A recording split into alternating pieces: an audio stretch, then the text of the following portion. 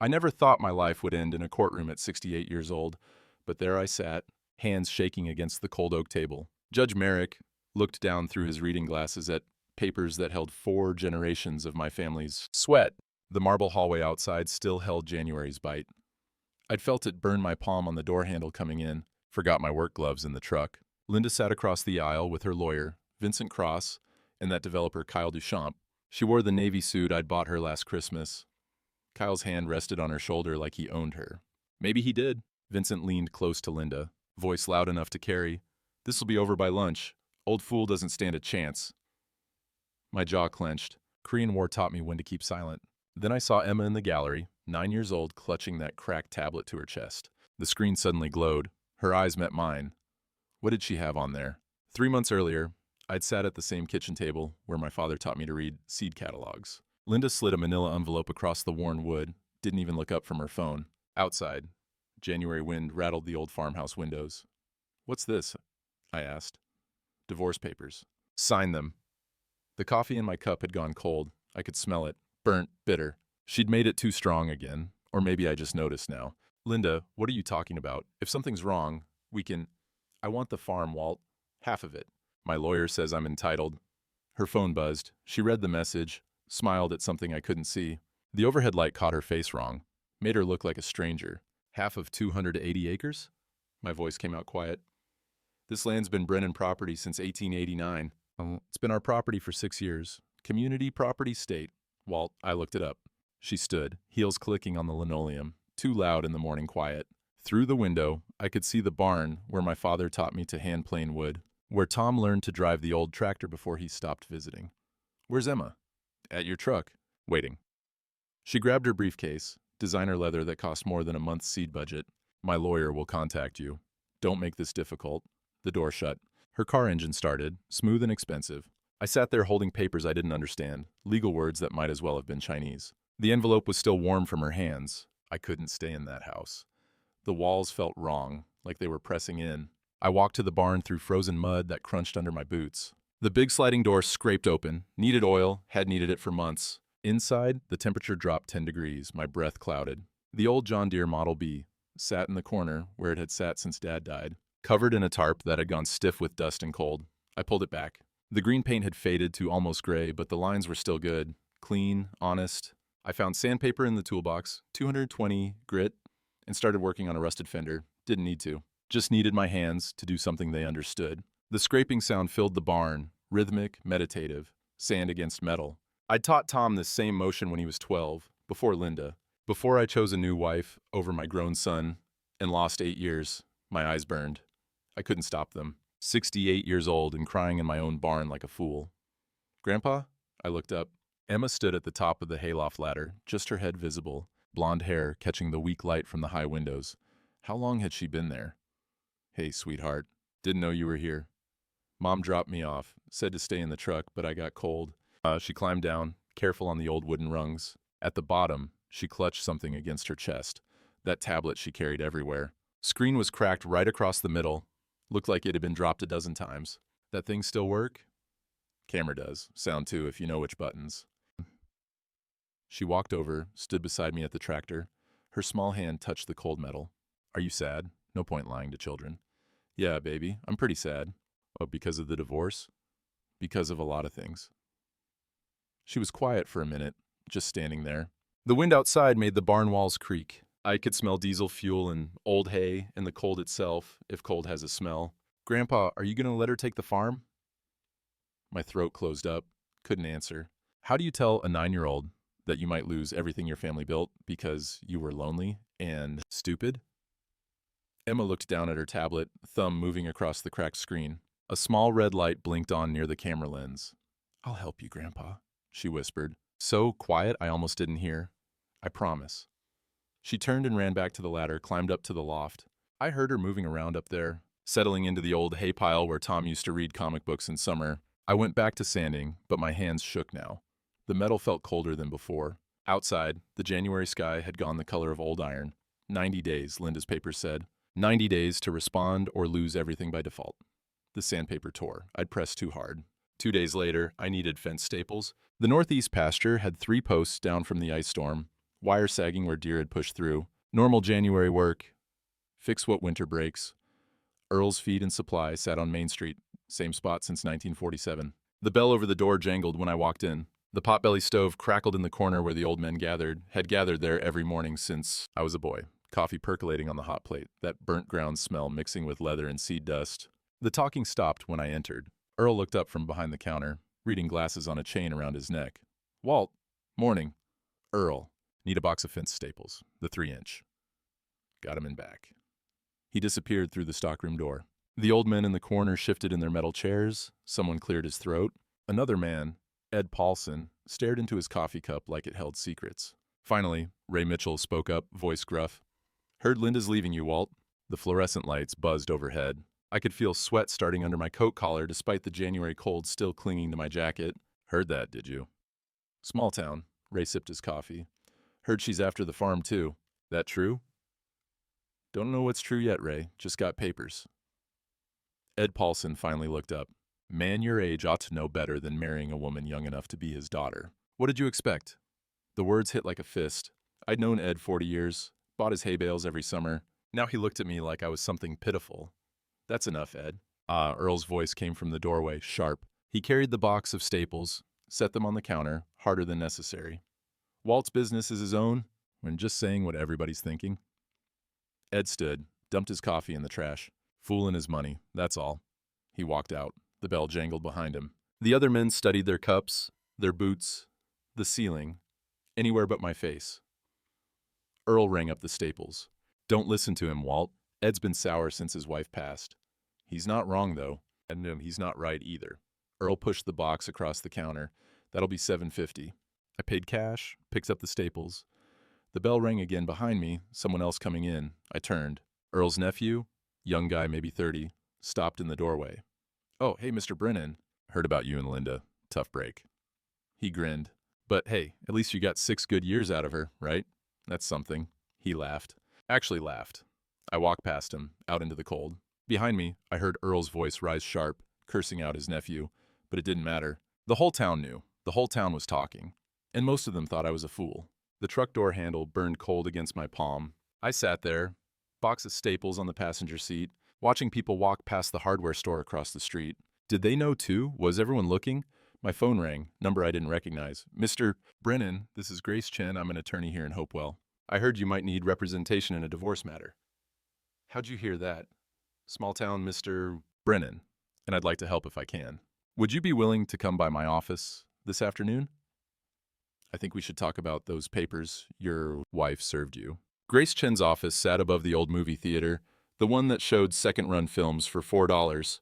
The stairs creaked. Her door was frosted glass with her name painted in black. Grace Chen, attorney at law. Inside, filing cabinets overflowed with manila folders. Her desk held 3 stacks of papers that looked like they'd fall over if you sneezed. But her eyes were sharp behind modern glasses and her handshake was firm. Thank you for coming, Mr. Brennan. Coffee? No, thank you. She gestured to a chair across from her desk. I sat. The leather was cracked, comfortable, worn smooth by other people's troubles. I reviewed the petition your wife filed. May I be direct? Please. This isn't just a divorce, Mr. Brennan. This is a land acquisition strategy. She spread papers across her desk. I recognized Linda's signature, my own signature on documents I'd never seen before. Your wife took out a second mortgage on the farm 6 months ago, $180,000. Did you know about this? My chest went tight. No, it's legal. You both own the property, so either spouse can mortgage it. But look at this. She pulled out another document. This is a county rezoning permit application, filed in November. It would change your agricultural zoning to residential development, allow subdivision into 40-acre parcels. I know. But that's your signature, isn't it? I looked closer. The handwriting curved like mine, but the B in Brennan was wrong. Too round. I always made it square. Habit from my father's teaching. I didn't sign this. I didn't think so. But proving forgery requires a handwriting expert. That costs about $5,000. Do you have that kind of money, Mr. Brennan? Not right now. Grace leaned back, her chair squeaking. Here's what I think is happening. Your wife has been planning this with someone. Likely that developer Kyle Duchamp, who's been buying up old farms around here. They forged your signature to get the permit. They took out the mortgage to extract immediate cash. And now they're filing for divorce, claiming you're incompetent to manage the property so they can force a sale. The room felt too small, too warm. I could hear the movie theater downstairs, some action film, explosions muffled through the floor. There's more, Grace said quietly. The petition includes a custody request for Emma. Emma's not she's Linda's daughter from before. I'm just her stepfather. Exactly. Linda has full legal custody. But she's requesting court-ordered supervised visitation only between you and Emma. She's arguing that and then I'm quoting here, age-related cognitive decline poses a risk to the child's well-being. The words landed like stones. She's cutting me off from Emma. If she proves you're incompetent, Mr. Brennan, she gets power of attorney. She can sell the farm without your consent, and you'll never see that little girl again. Through the window, I could see Main Street below, the hardware store, Earl's Feed and Supply, the bank where my family had done business since 1923, the whole town that now thought I was a foolish old man who'd been played. Grace's voice softened. I need you to understand something. This isn't just divorce. This is fraud, forgery, possibly elder exploitation. But you're going to need money to fight it, and you're going to need time. They're moving fast? How fast? Your wife is filing a motion for preliminary hearing next week. She's bringing in a psychologist to evaluate you. If that evaluation goes badly. She didn't finish. I stood. My knees ached. 68 years old. Maybe they were right. Maybe I was too old, too slow, too stupid. Thank you for your time, Miss Chen. Mr. Brennan, I want to help you, but I can't do it alone. I walked to the door, hand on the knob. I'll think about it. Outside, the February cold hit me hard. My truck sat alone in the parking lot behind the theater. My phone buzzed. Text message from a number I didn't recognize. This is Tom. Heard about Linda. We need to talk. 8 years. 8 years since my son had spoken to me. Now he wanted to talk. The diesel engine rumble came up the drive 2 days later, just after dawn. I knew that sound. Ford F-350, the kind Tom always drove for his engineering work. I stood at the kitchen window, coffee cup warming my hands, watching the truck pull up beside the barn. He climbed out, 42 years old now, beard I'd never seen before, shoulders still broad like his mother's people. He wore a Carhartt jacket newer than mine, work boots that had seen actual work. Stood there a moment, looking at the house, the barn, the fields rolling away toward the tree line. I walked out onto the porch. The February air cut through my flannel shirt. Ice still crusted the north side of the house, where sun never reached. Tom. Dad. We stood there 20 feet apart, 8 years of silence, sitting between us like a physical thing. Coffee's on, I said finally. All right. I moved inside. He took the same chair he'd always taken as a boy. To the left of the stove, where the heat reached best, I poured him a cup. Black. No sugar. He'd learned to drink it that way, working construction summers in high school. Heard about Linda, he said. Whole town's heard. Yeah, well. He sipped the coffee. I told you 6 years ago she was wrong. You didn't want to listen. I know what you told me. You chose her over me, Dad. Wouldn't hear a word against her. Said I was jealous. Said I couldn't accept that you'd moved on from Mom. The coffee burned going down. You were right. I was wrong. That what you came here to say? Tom set his cup down harder than necessary. I came here because, even though you're a stubborn old fool, you're still my father, and I'm not letting that woman steal what's ours. The words hung in the air. Ours, not yours, not mine. Ours. Grace Chin called me, he continued. She's my son's godmother's cousin or something. Small town. She told me about the mortgage, the forged permit, said you can't afford the handwriting expert. I'll figure something out. Dad, stop, just stop. And he stood, walked to the window, looked out at the barn. I make good money, engineering consulting. I've got savings. I'll pay for the expert. I'll pay for Grace's retainer, whatever you need. My throat closed up. Tom, I can't ask you to... You're not asking, I'm telling. He turned back. But we're going to do this right. No pride, no stubbornness. We fight this together, or we don't fight it at all. Through the window, I saw Emma's small figure emerge from Linda's car at the end of the drive. Linda didn't even walk her up, just let her out, and drove away. She's been visiting? Tom asked. Couple times a week. Linda doesn't know. Drops her at the end of the drive. Thinks she's at a friend's house down the road. Emma ran up the porch steps, stopped short when she saw Tom through the screen door. It's okay, sweetheart, I called. Come on in. She entered slowly, eyes on Tom. Are you Walt's son? I am, Tom Brennan. I'm Emma. She hugged her tablet to her chest, that cracked screen catching the overhead light. Are you here to help Grandpa? Tom glanced at me, then back to her. Yeah, I am. Good. He needs help. She said it simple, matter of fact, 9 years old and seeing clearer than any adult. Tom knelt down to her level. Emma, That tablet work? Kinda. Screen's broken, but the camera's okay. Sound, too. Mind if I look at it? She handed it over carefully, like it was precious. Tom turned it over in his hands, pressed buttons, watched the screen flicker to life. He navigated to the photo gallery. Empty. You take any pictures with this? Emma looked at me, then back to Tom. Sometimes. Where do you save them? Cloud. Mom doesn't check the cloud. She thinks it's broken. Tom's eyebrows rose. He handed the tablet back. That's smart, Emma. Real smart. After Emma left, Linda picked her up at the road right at noon. Didn't even slow down much. Tom and I walked out to the barn. The temperature had climbed to maybe 35, almost warm for February. Ice melt dripped from the eaves, that steady plink-plink on frozen mud. Inside the barn, Tom stopped in front of the old John Deere. I'd uncovered it fully now, had been working on it in the evenings. Rust scraped away, some of the paint sanded smooth. Dad, you're restoring it? Keeping my hands busy. He ran his hand along the fender, the same motion I'd taught him 30 years ago. Checking for smoothness, for honest work. His fingers stopped on something. He crouched down, looking under the tractor near the brake assembly. Dad, come here. I bent down beside him. He pointed to the brake line, the metal cable that ran from pedal to brake mechanism. The cable was frayed, almost through, but the fraying was wrong, not worn, cut.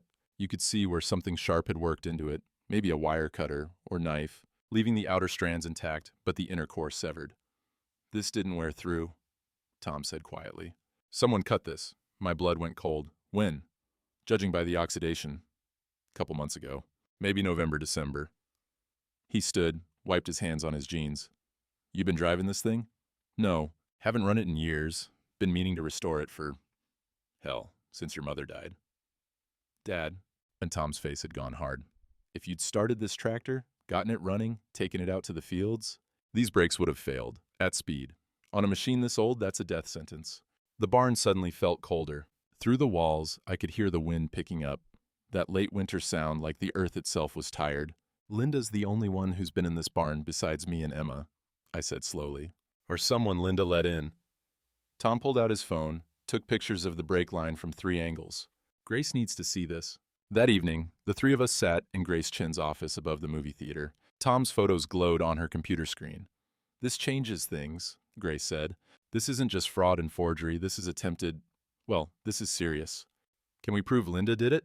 I asked. Not yet, but it establishes a pattern of endangerment, combined with the forged documents, the hidden mortgage. She pulled up a calendar on her computer. I'm filing a counter motion tomorrow morning. We're going to request our own investigation. Financial forensics, handwriting analysis, the works. Tom's funding covers it. Will Judge Merrick allow it? Tom asked. Grace leaned back, that squeaky chair protesting. Harold Merrick grew up on a farm about 20 miles from yours. He knows what land means. He'll allow it, especially once he sees the forgery evidence. She pulled up another document. But I need you to prepare for something, Walt. Linda's filing her competency hearing in 3 days. She's bringing in a psychologist, Dr. Bernard Ross. He's going to evaluate you, ask questions, test your memory, and then he's going to testify about whether you're capable of managing your own affairs. I'm 68, not 90. My mind's fine. I know that. But Linda's lawyer is going to paint a picture. Isolated old man, bad judgment, married a woman he barely knew, can't manage finances, dangerous around machinery. They're building a narrative. Tom spoke up. What do? We build our own narrative. Grace pulled out a legal pad, started writing. Walt, I need you to gather every piece of documentation you have. Farm records, bank statements, tax returns, maintenance logs. Anything that shows competency, organization, sound judgment. We're going to bury them in evidence that you're perfectly capable. She looked at Tom. And you're going to testify, as his son, about his character, his capabilities, his history. It'll matter that you came back after 8 years specifically to defend him. Tom nodded. Whatever you need. Grace's expression softened slightly.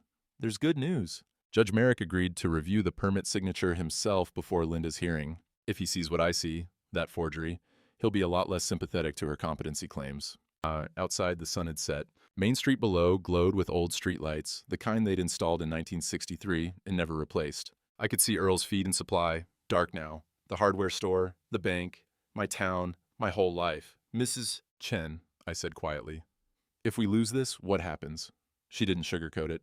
Linda gets power of attorney. She sells the farm, probably to Kyle Duchamp for development. You lose your home, your land, and your access to Emma. The money from the sale goes into a managed account that you can draw from under supervision like you're a child. And you live out the rest of your life watching McMansions go up on your family's ground. Tom's jaw clenched. I could see Martha in him then, that stubborn strength. Then we don't lose, he said. Linda's lawyer moved fast. Vincent Cross had been practicing in Hopewell County for 20 years, knew every clerk, every judge's schedule, every procedural shortcut. By Wednesday morning, we were back in that courthouse, the marble steps slick with late February ice melt. The courtroom felt smaller this time, more people in the gallery. I recognized faces from town, from Earl's feed store, from church, come to watch the old fool get what he deserved. Vincent Cross stood at his table in a suit that cost more than my truck. Beside him, Linda wore black, hair pulled back severe, no makeup, playing the part. And Kyle Duchamp sat in the first row behind them, expensive phone in his hand, legs crossed like he owned the place. Grace sat beside me, Tom behind us in the gallery. Emma wasn't here, school day, and Linda wouldn't let her miss school for this. Judge Merrick entered, and we all stood. He was 71. I knew that much. Grew up on his daddy's cattle farm before going to law school. Wore reading glasses on a chain, same kind my father wore. Be seated. He looked at the papers in front of him. We're here on the petitioner's motion regarding the respondent's competency to manage his own affairs. Mr. Cross, proceed. Vincent stood. Thank you, Your Honor. The petitioner, Mrs. Linda Brennan, has serious concerns about her husband's ability to safely maintain and manage a 280-acre farm operation. We have evidence of concerning behavior, memory lapses, and dangerous judgment calls that put not only Mr. Brennan at risk, but also the minor child who visits the property. He gestured to his table. We've brought in Dr. Bernard Ross, a licensed clinical psychologist with 20 years of experience in geriatric cognitive assessment. Dr. Ross evaluated Mr. Brennan 2 days ago and will testify to his findings. My hands gripped the table edge. Grace had warned me about this, the evaluation in a cold office downtown. Dr. Ross asking me questions that seemed simple but were designed to trip up anyone nervous or stressed. What year is it? Who's the president? Count backwards from 100 by sevens. I'd stumbled on the counting. Not because I couldn't do math, but because I was thinking about Emma, about the farm, about whether Linda had cut that brake line herself or paid someone. Dr. Ross took the stand. Mid-50s, gray beard, expensive watch. He was sworn in, settled into the chair like he'd done this 1,000 times. Vincent approached. Dr. Ross, did you conduct a cognitive evaluation of Walter Brennan on Monday, February 27th? I did. And what were your findings? Dr. Ross opened a folder. His voice was clinical, detached. Mr.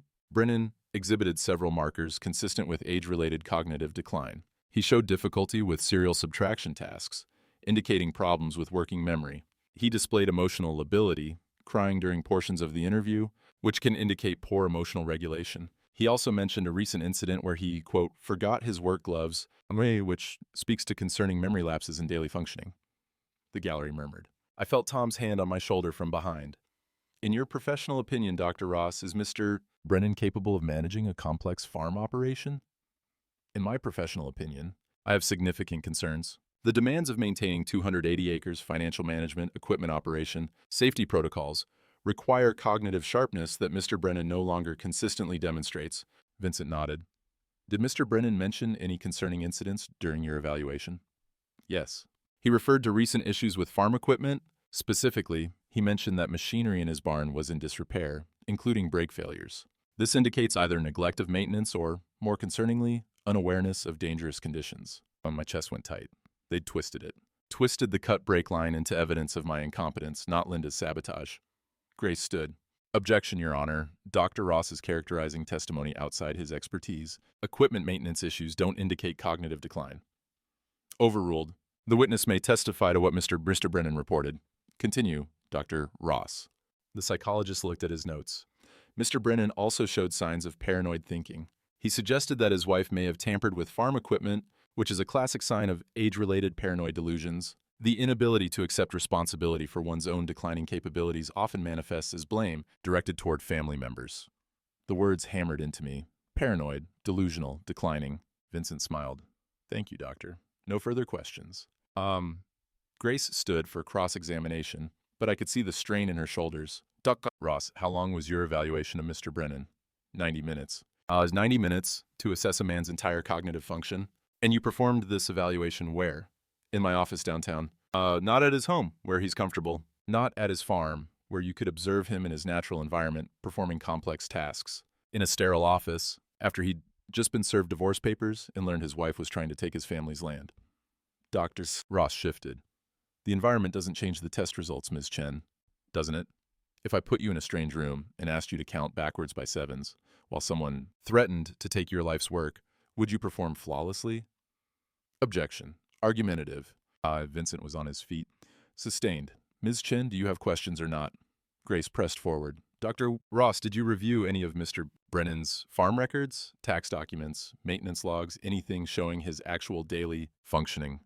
That wasn't part of my evaluation scope. So you have no evidence of actual impairment in his real-world functioning, just 90 minutes of questions in a stressful environment. The tests are scientifically validated. Thank you, doctor. Grace sat down, but the damage was done. I could see it in Judge Merrick's face, the way he wrote notes, the way he looked at me with something like pity. Vincent called his next witness. The petitioner calls Mrs. Linda Brennan. Linda stood, walked to the witness stand. She wore no jewelry except her wedding ring, the cheap one I'd given her when we married, not the expensive upgrade she usually wore. She placed her hand on the Bible, swore to tell the truth. Vincent's voice went soft, gentle. Mrs. Brennan, this must be difficult for you. It is. Her voice caught, actual tears in her eyes. I love my husband, but I'm terrified for him and for my daughter. Can you describe your concerns? Walt's been forgetting things, important things. He left the stove on twice last month. I came home to smoke in the kitchen. He forgets to take his blood pressure medication. And the farm equipment, she dabbed her eyes with a tissue. He insists on working on that old tractor, but he can't see well anymore. Can't hear the engine problems. I'm afraid he'll hurt himself. Every word was a lie, but she sold it perfectly, the concerned wife. The woman trying to protect a stubborn old man from himself. Has his behavior changed in other ways? He's become paranoid, accusatory. He's accused me of terrible things, things I would never do. It breaks my heart, but I understand it's the illness talking, not him. Vincent nodded sympathetically. Mrs. Brennan, why are you requesting power of attorney?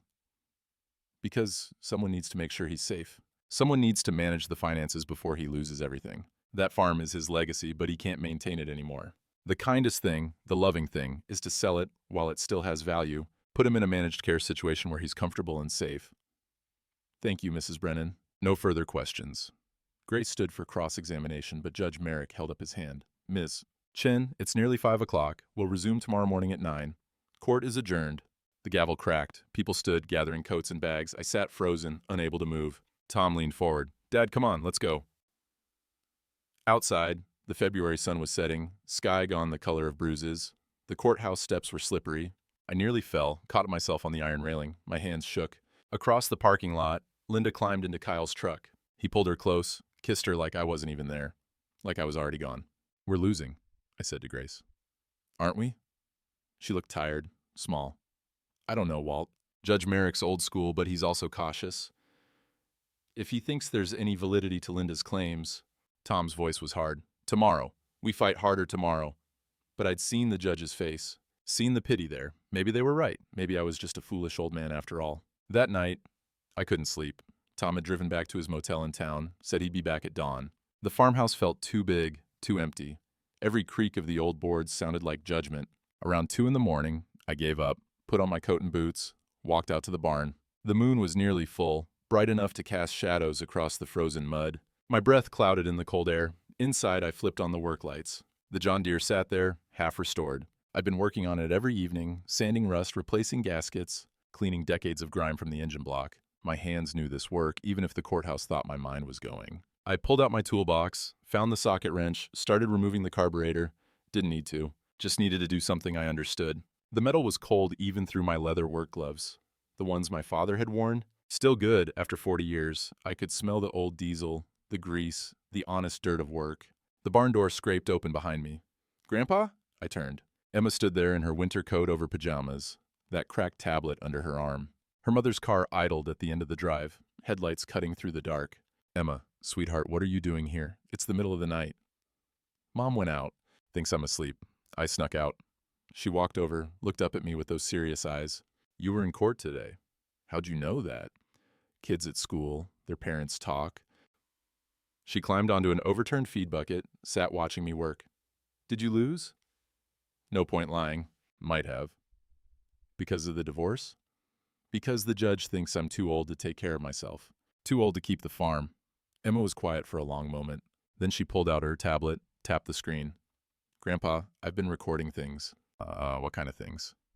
Mom and Kyle, when they come to the old house, our house, to talk.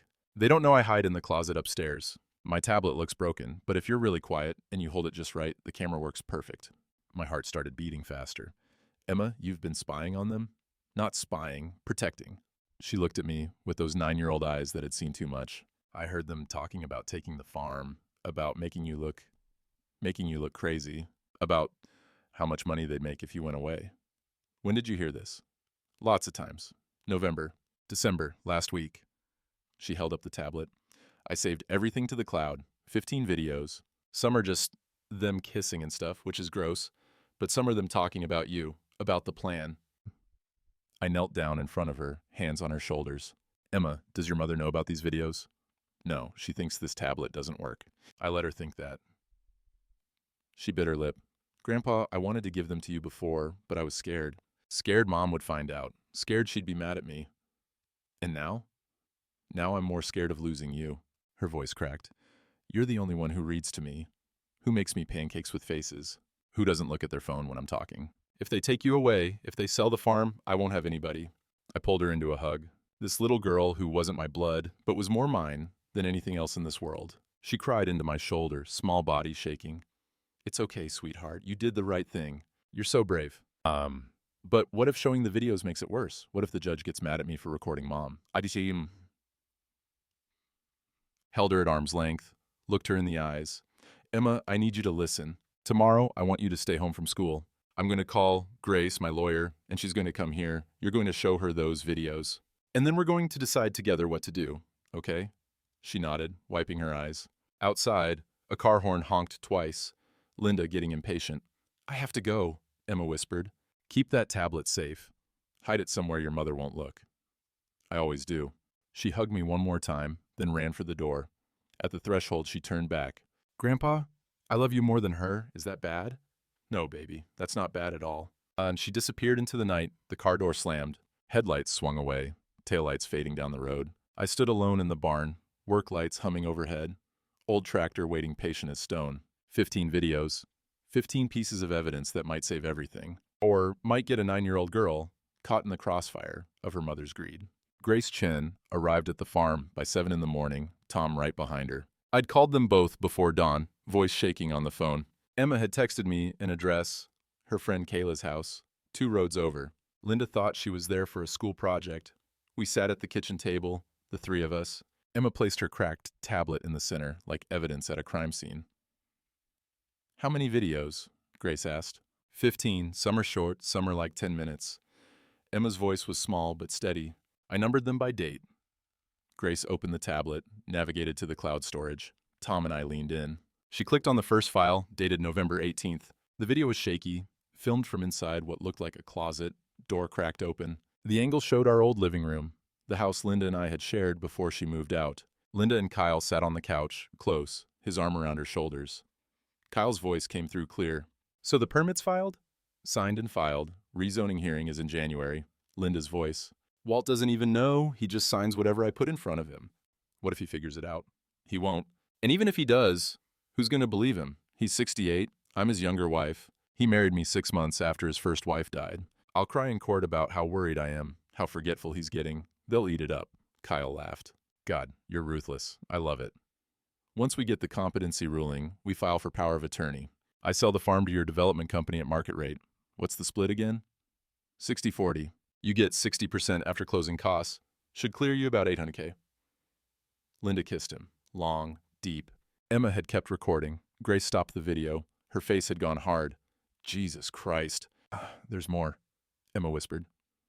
Grace clicked through the files.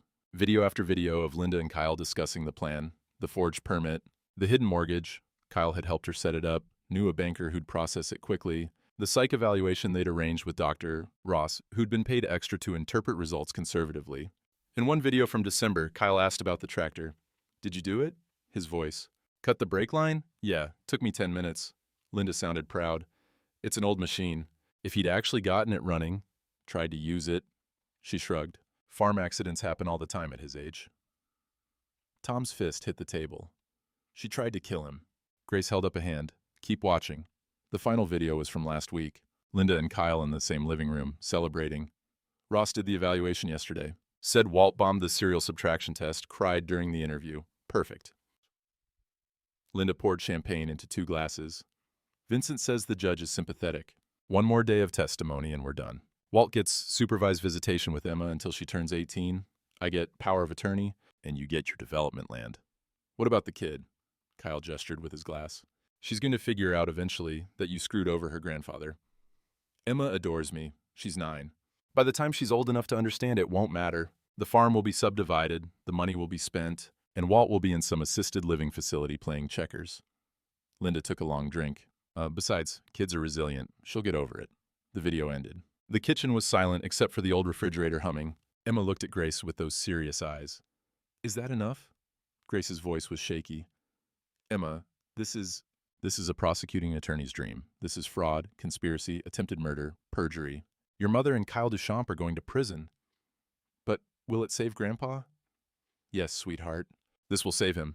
Tom spoke up. How do we use this? Can we submit it as evidence? Grace was already pulling out her phone. I'm calling Judge Merrick's clerk right now. Emergency motion. We need to get this in front of him before court starts at 9. By 8:30, we were back in that courthouse. Judge Merrick had agreed to an emergency chambers meeting. Just him, Grace, Vincent Cross, and the court reporter. Tom and I waited outside in the marble hallway. Emma sat between us, tablet clutched to her chest. Through the frosted glass door, I could see shadows moving. Voices rose and fell, Vincent's getting louder. The door opened. Vincent Cross walked out, face red, jaw clenched. He didn't even look at us. Just stormed down the hallway, footsteps echoing off marble. Grace emerged, slight smile on her face.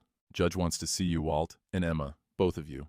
Judge Merrick's chambers were lined with law books and framed photos of his grandchildren. He sat behind a massive oak desk, reading glasses perched on his nose. He looked at Emma, and his expression softened. Young lady, come here, please. Emma walked forward. I started to follow, but the judge held up a hand. Just Emma for now, Mr. Brennan. She approached the desk. The judge leaned forward, elbows on the wood. Emma, I've watched some of your videos. I need to ask you some questions, and I need you to tell me the truth. Can you do that? Yes, sir. Did anyone tell you to make these recordings? No, sir. Did anyone help you? No, sir. I did it myself. Why did you record them? Emma's voice was steady. Because I heard them talking about taking Grandpa's farm, about making him look crazy so they could sell his land. And I love my grandpa. He's good to me. Better than... Plus, she stopped. Better than who, Emma? Better than my mom. Mom's always on her phone, always working, always with Kyle. Grandpa reads to me, makes me pancakes, helps me with homework. When I'm with him, I matter. Judge Merrick took off his glasses, rubbed his eyes. When he looked at Emma again, his expression was gentle. Emma, what you did was very brave and very smart. Do you understand that these videos are going to make your mother very angry? Yes, sir. And you still wanted me to see them? Yes, sir, because they're the truth. And Grandpa says the truth matters more than keeping people happy. The judge smiled slightly. Your grandfather's a wise man. He looked at me. Mr. Brennan, approach, please. I walked forward, stood beside Emma. Judge Merrick's voice changed, became formal. Mr. Brennan, I've reviewed the video evidence provided by your stepdaughter. I've also had my clerk pull the rezoning permit that was filed in November. I grew up on a farm, Mr. Brennan, drove a tractor before I could legally drive a car, and I know what a forged signature looks like when the person signing doesn't know how a farmer writes his own name. He stood, walked to the window overlooking the courthouse lawn. Your wife forged legal documents, she conspired to commit fraud, she tampered with farm equipment in what appears to be an attempt to cause you serious harm or death. And she perjured herself yesterday when she testified to this court about her loving concern for your welfare. He turned back to us. Court resumes in 20 minutes. I'm going to allow Miss Chen to present this video evidence, and then I'm going to do something I've rarely done in 30 years on the bench. I'm going to recommend criminal prosecution for every person involved in this conspiracy. Relief flooded through me so hard my knees went weak. Emma grabbed my hand, squeezed tight. Your Honor, I managed. Thank you. Don't thank me, Mr. Brennan. Thank this young lady. She just saved your life. He looked at Emma with something like awe. When I was 9 years old, I was still playing with toy soldiers. You just conducted a counterintelligence operation that would make the FBI proud. Emma's cheeks flushed. I couldn't let them take him. No, Judge Merrick said softly. You couldn't, and you didn't. 20 minutes later, the courtroom was packed. Word had spread somehow. Small town always does. Every seat filled, people standing in the back. Earl was there, and half the men from the feed store. The bank manager. My old neighbors. They'd come to watch the finale. Linda sat at her table with Vincent Cross, who looked like a man facing a firing squad. Kyle Duchamp was noticeably absent. Grace had mentioned the DA had already issued a warrant. Judge Merrick took the bench. This court is now in session. Miss Chen, I understand you have additional evidence to present. Yes, Your Honor. With the court's permission, I'd like to enter into evidence a series of video recordings made by the minor child, Emma Brennan, which directly contradict testimony given yesterday. Vincent stood. Your Honor, I object. These videos were made without consent, possibly illegally. Overruled. In Missouri, one-party consent is sufficient for recording. Emma was present during these conversations, making her a party. The videos are admissible. Continue. Miss Chen. Grace set up the courtroom display screen. I'm going to play 3 excerpts. They speak for themselves. The first video played. Linda's voice filled the courtroom. Walt doesn't even know. He just signs whatever I put in front of him. Gasps from the gallery. Linda's face went white. The second video, Kyle asking about the permit split, Linda confirming the fraud. The third video, Linda discussing cutting the brake line. Farm accidents happen all the time at his age. The courtroom erupted. Judge Merrick's gavel cracked 3 times. Linda stood, started toward the exit. Bailiff, detain Mrs. Brennan. She's not leaving this courtroom. The bailiff moved quickly, blocked the door. Linda turned, wild-eyed, looking for another way out. Sit down, Mrs. Brennan, Judge Merrick said. His voice was ice. She sat, tears running down her face now, but nobody believed them anymore. Judge Merrick looked at the gallery, then at Linda. In 30 years on this bench, I have never seen such calculated cruelty. That evening, after the court session had adjourned and Linda had been taken into custody, Tom drove Emma back to Kayla's house. Grace had arranged it with Kayla's parents. Emma couldn't go home, not with Linda arrested and Kyle still on the loose somewhere. Child Services would sort out temporary custody tomorrow. I sat in my truck in the courthouse parking lot, hands on the steering wheel, engine off. The sun was setting, sky going purple and gold. People walked past, some nodding at me, some looking away. The whole town knew now, every detail. My phone rang. Tom. Dad, I'm heading back to the farm. You coming? In a bit. You okay? I don't know. Silence on the line. Then, I'll put coffee on. As he hung up, I sat there another 10 minutes, watching the light fade. Then I drove home. Tom had the kitchen warm, coffee brewing, that smell filling the old house. He'd also started a fire in the wood stove, something I hadn't done in weeks. The crackling sound was like childhood, like my father's voice reading the almanac on winter nights. I poured coffee, sat at the table. Tom sat across from me, same way we'd sat 1,000 times when he was growing up. When his mother was alive and the world made sense. We won, he said finally. Yeah. Judges referring Linda and Kyle for criminal prosecution. Forgery, fraud, attempted murder. Grace says they're looking at 10 years minimum. I know. Tom leaned back, studying me. Then why do you look like you just lost? I wrapped my hands around the coffee cup, felt the heat through ceramic. Outside, the last light was dying. Through the window, I could see the barn, dark shape against darker sky. Because a 9-year-old girl just testified against her own mother, I said quietly.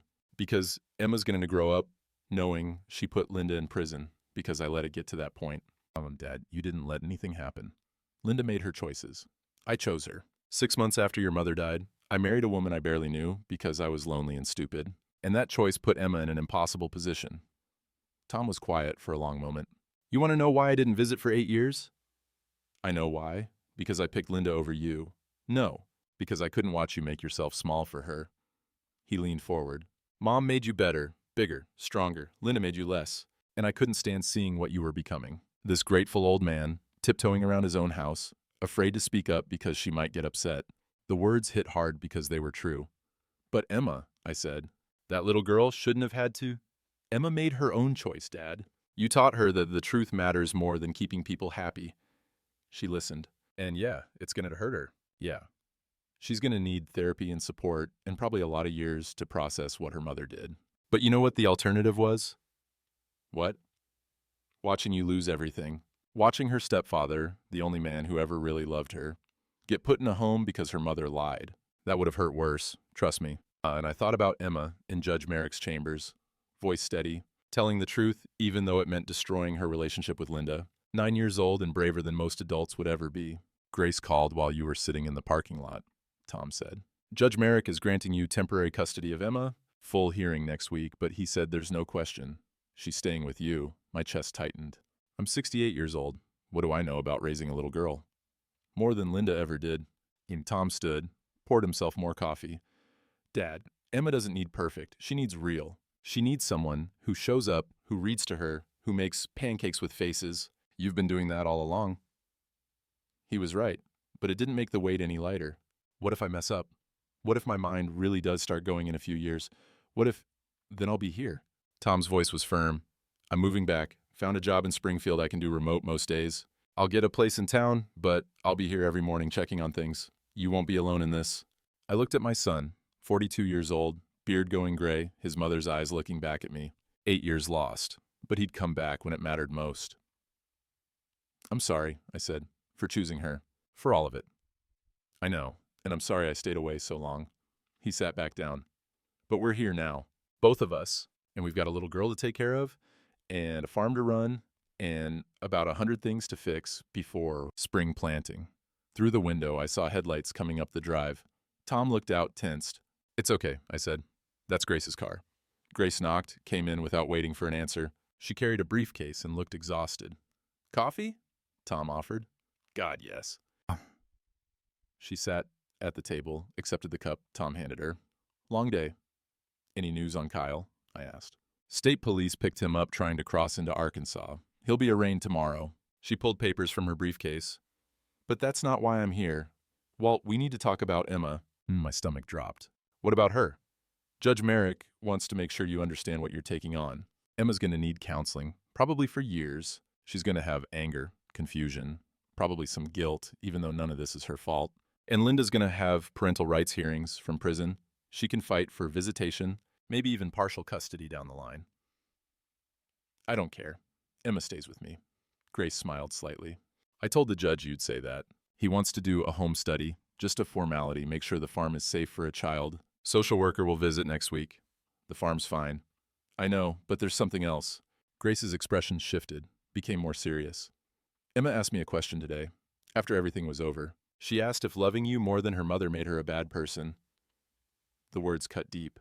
I remembered her asking me the same thing in the barn, face streaked with tears. What did you tell her? I told her that love isn't about biology. It's about who shows up, who sees you, who makes you feel like you matter. Grace looked at me steadily, and I told her that choosing truth over loyalty to someone who's hurting you doesn't make you bad, it makes you brave. Tom spoke up. What did she say?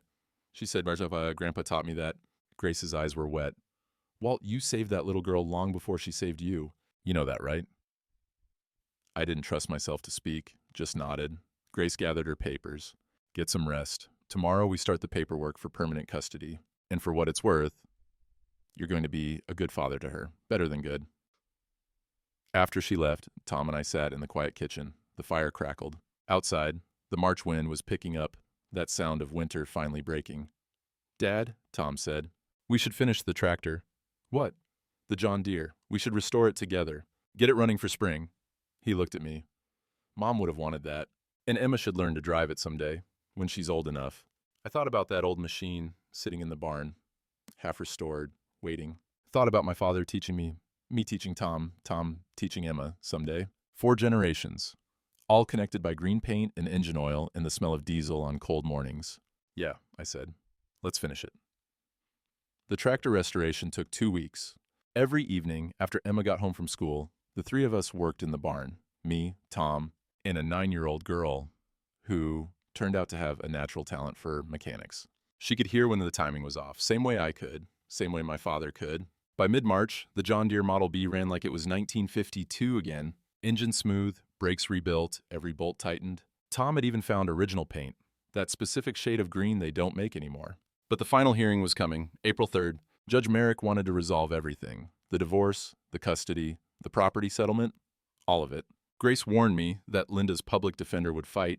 Linda had written letters from jail, claiming she'd been manipulated by Kyle, claiming she loved me, claiming she wanted another chance. The prosecutor had a different story.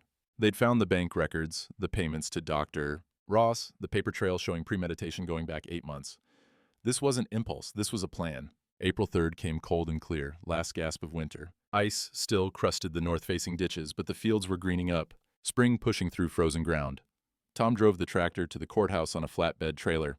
I rode in the passenger seat of his truck, Emma between us. She wore her good dress, the one we'd bought special for this. Hairbrushed, tablet left at home this time. She didn't need it anymore. The courthouse lawn was already crowded when we arrived. Half the town, seemed like. Earl stood near the steps with the feed store regulars. Grace Chen waited by the entrance, briefcase in hand. "You ready?" she asked.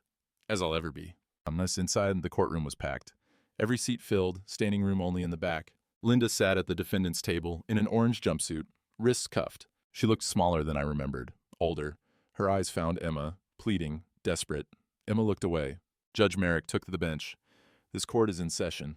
We're here to finalize several matters in the case of Brennan versus Brennan. But first, Mr. Brennan, I understand you have a demonstration prepared." Grace stood. "Yes, Your Honor. As part of our response to the competency allegations, Mr. Brennan would like to demonstrate his capability with farm equipment." Linda's lawyer stood. "Your Honor, this is unnecessary. The criminal charges against Mrs. Brennan don't change the fact that Mr. Brennan is 68 years old and managing a large farm operation alone could be counsel. I'll decide what's necessary. Mr. Brennan, you may proceed." We walked outside, the whole courtroom following. The sun was bright, almost warm.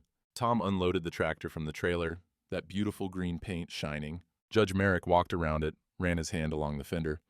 "Model B, what year?" 1952, Your Honor. My father's tractor. I learned to drive on this machine when I was 10 years old.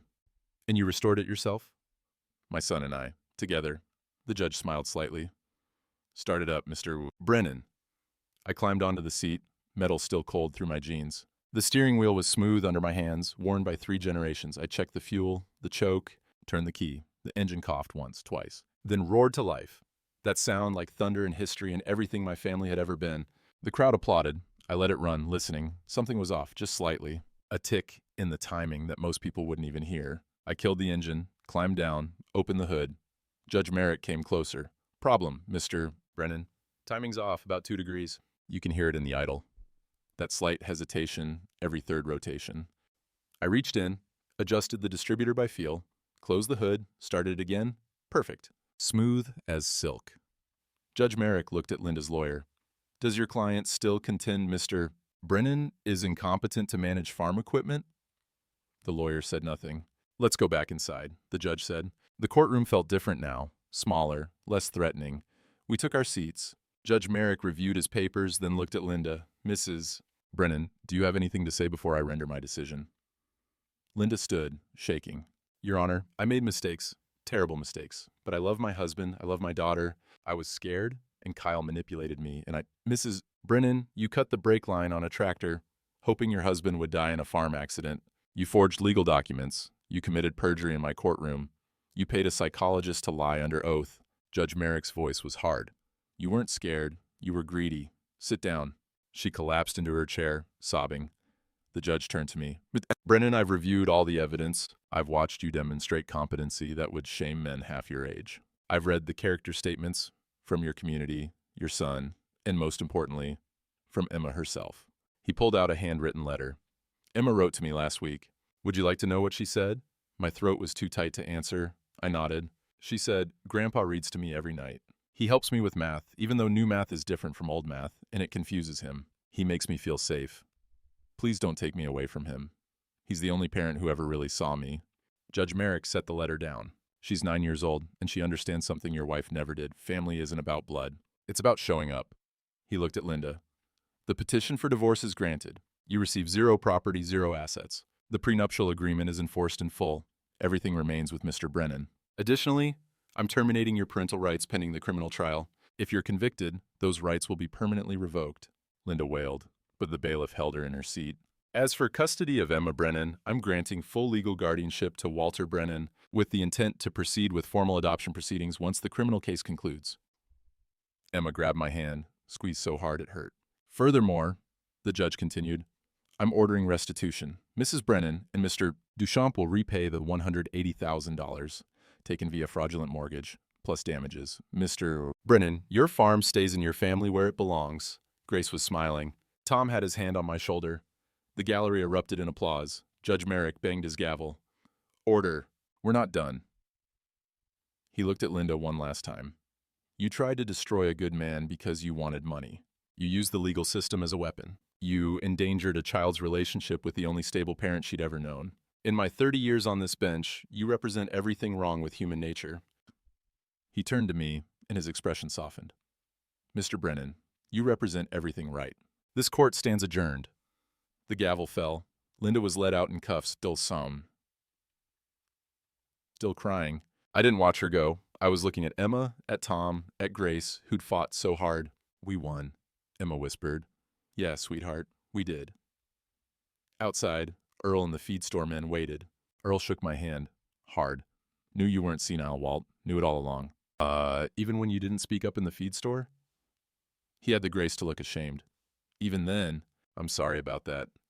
It's forgotten. The crowd dispersed slowly. Tom loaded the tractor back onto the trailer. Emma sat in the truck cab, watching through the window. Grace approached, briefcase in hand. Adoption papers will be ready in about 3 months, assuming Linda's convicted. Which she will be. Thank you, Grace, for everything. Thank you for reminding me why I became a lawyer. She smiled. Not for the money, for days like this. Linda's trial lasted 3 days in late April. I didn't attend, but Tom went, said he wanted to see it through. The jury deliberated for 40 minutes. Guilty on all counts. Fraud, forgery, attempted murder, conspiracy. The judge gave her 12 years. Kyle Duchamp got 15. Emma asked if she could visit her mother in prison. I said yes, if that's what she wanted. She thought about it for a week, then said no. Maybe when I'm older, when I understand more, but not now. Child Services came for the home study. The social worker walked through every room, checked the smoke detectors, looked at Emma's bedroom. We'd repainted it yellow, her choice, with white curtains Martha had made years ago. She interviewed Emma alone, then me, then together. 2 weeks later, the approval came through. Permanent custody granted, adoption proceedings to begin in June. By early May, the farm had come back to life. Tom helped me plant the Northeast 40, soybeans this year, rotation from last year's corn. Emma rode on the tractor with me some evenings, sitting on my lap, small hands on the big steering wheel while I worked the pedals. Grandpa, when can I drive it alone? When your legs are long enough to reach the clutch. Another 4, 5 years maybe. That's forever. It'll come faster than you think, sweetheart. The fields stretched green toward the horizon. The same fields my great-grandfather had broken with a mule. My grandfather had worked with horses. My father had farmed with this very tractor. Now me and Tom and someday Emma, 4 generations becoming 5. One evening in mid-May, we sat on the porch, me, Tom, and Emma. The sun was setting, fireflies just starting to blink in the growing dark. The air smelled like cut grass and warm earth and possibility. Emma leaned against my shoulder, tired from a day helping Tom repair fence posts. She'd insisted on learning, wanted to know everything about running a farm, said someday it would be hers, and she needed to be ready. Grandpa? Yeah, sweetheart? Do you think Mom hates me for the videos? I chose my words carefully. I think your mom is angry. At herself, mostly. At the choices she made. But hate? No. I don't think she's capable of understanding what she lost. Do you hate her? No. I feel sorry for her. She had a chance at a real family, and she traded it for money she'll never see. Emma was quiet for a moment. Then, I'm glad I recorded them, even if it made her go to prison. Is that bad? No, baby, that's not bad. You told the truth. Truth isn't always easy, but it's always right. Tom spoke from his chair, feet propped on the porch rail. Emma, you saved your grandpa's life. You saved this farm. You saved our family. Don't ever feel guilty about that. She nodded against my shoulder. Through the open window behind us, I could hear the radio playing. Old country station, Hank Williams, singing about lost love and found redemption. The pocket watch in my shirt pocket pressed against my chest. I pulled it out, wound it slowly. The mechanism clicked, smooth and precise. My father's watch kept time for 50 years before he died. I'd let it stop after Martha passed. Couldn't bear the sound of it ticking, marking time I didn't want to pass. But Emma had asked about it last week. Asked why I didn't wear it. Asked if she could hear it tick. So, I'd wound it, set it to the right time, started it again. Emma, I said, hold out your hand. She sat up, curious. I placed the watch in her palm, closed her fingers around it. This was my father's, and his father's before that. It's yours now. When you're older, when you really understand what it means. But Grandpa, you should keep it. I've kept it long enough. Now it's your turn. To keep time, to remember to pass it on someday to your own kids. She opened her hand, looked at the watch face. The second hand swept smooth around the dial. Tick, tick, tick, tick. Time moving forward. Thank you, she whispered. Tom stood, stretched. I'm heading into town. Need anything? We're good, I said. See you tomorrow morning, early. We've got that irrigation line to fix in the south field. I'll be ready. He climbed into his truck, headlights cutting through the growing dark. The engine started, that diesel rumble fading as he drove away down the long gravel drive. Emma and I sat in the quiet. Fireflies danced across the lawn. Somewhere in the distance, a whippoorwill called. The first stars were appearing, same stars my ancestors had watched from the same porch. Grandpa? Yeah. Will you teach me to plant next year? Like really plant, not just ride along? Count on it. And can we keep bees? I read that bees are good for farms. We'll look into it. And can I learn to weld? Tom says welding is important. As I laughed, the sound surprising me. When was the last time I'd laughed like that? Really laughed? Sweetheart, we'll teach you everything. You've got time. She settled back against my shoulder. The watch ticked in her hand. Time moving forward. But for once, I wasn't afraid of where it was going. The land stretched dark around us, 400 acres of memory and work and hope. The barn stood solid against the stars. The old John Deere waited inside, ready for another season. Some roots run too deep to pull up even when folks try. 3 weeks later, I sat on the porch at dawn with my coffee. The rain gauge showed 2 inches from last night's storm. Good for the seedlings. I opened Martha's old field notebook, wrote the date, the weather, the first report of growth in the Northeast 40. Continuing her work, keeping the record. Emma's adoption papers had come through yesterday. Official now. My daughter, not just my stepdaughter. She'd cried when the social worker told her. Happy tears, she said. The kind that means something's finally right.